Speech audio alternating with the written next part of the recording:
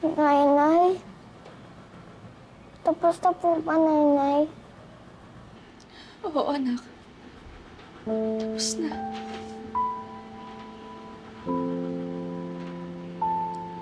Sobrang tapang mo nga daw, sabi ni Doc Ronnie. Very good, anak, ha? Very good.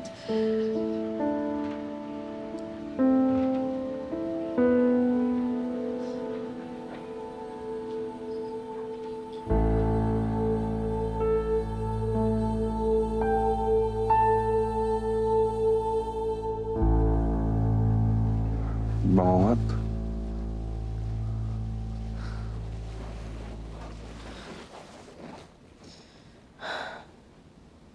Oo.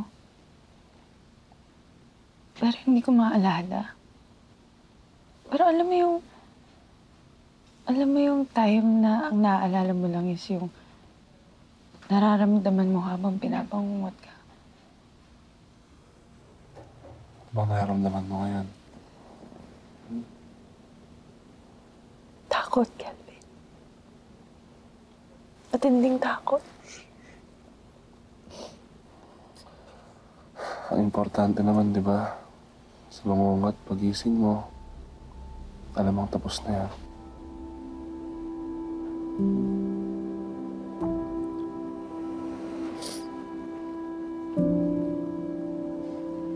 Parang sobrang totoo kasi yung takot na nararamdaman ko eh.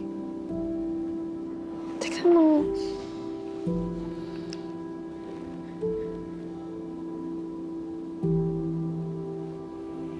Parang may naalala ko. Hindi ko alam kung ano nangyayari sa'yo, pero sobrang in pain ka.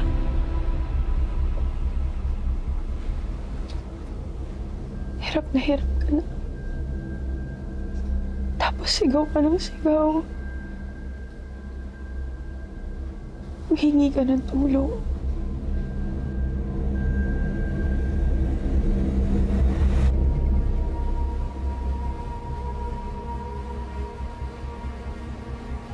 Kelvin?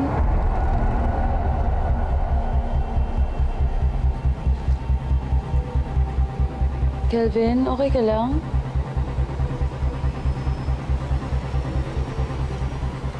Kelvin?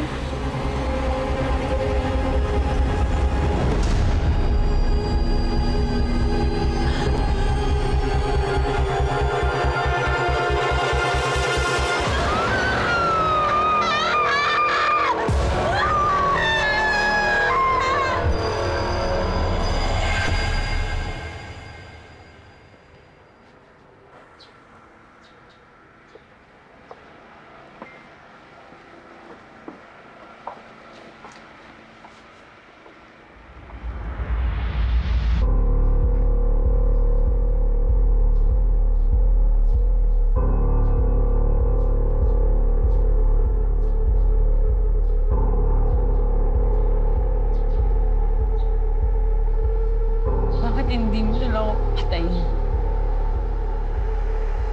Bakit ka ba nagmamadali na makasama ang lalaki mo? Hindi kita papatayin. I am just trying to teach you a lesson. Sinisigurado ko lang na hindi mo na ako lolokohin. Kahit ano pang gawin mo, hindi mo na ako mapapasunod. Wala kang awa.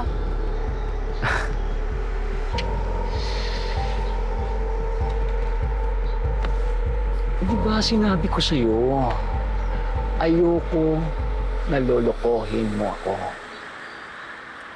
Ana, kasalanan mo kung bakit ka nagkakaganyan.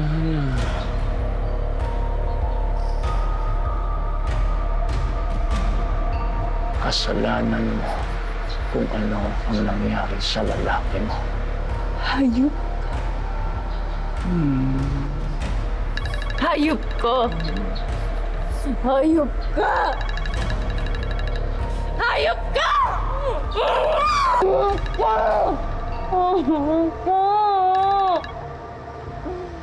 Hello? Yes. May tatapusin na ako ngayong araw. Oh, that? I think you heard the TV. Nasa hotel kasi ako ngayon eh. Anyway, I'll see you tonight. Okay? Right, bye.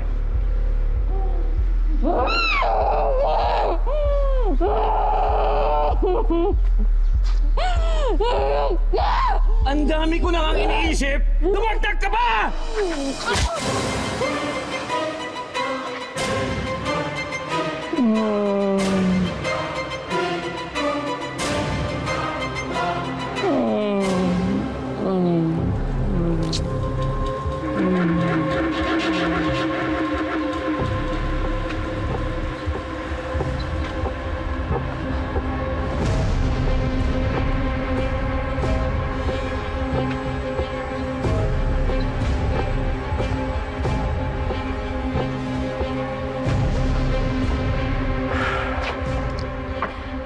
Fernando, may pupuntahan lang ako. Bantayan mo ng buti yan. Lantang gulay na yun, boss. Kahit kalagang pa yan, hindi niya makakatakbo. Ang iniisip ko lang ang mga kaibigan niya. Baka hanapin siya. Huwag kayo magpapasok dito kahit sino. Sige, boss.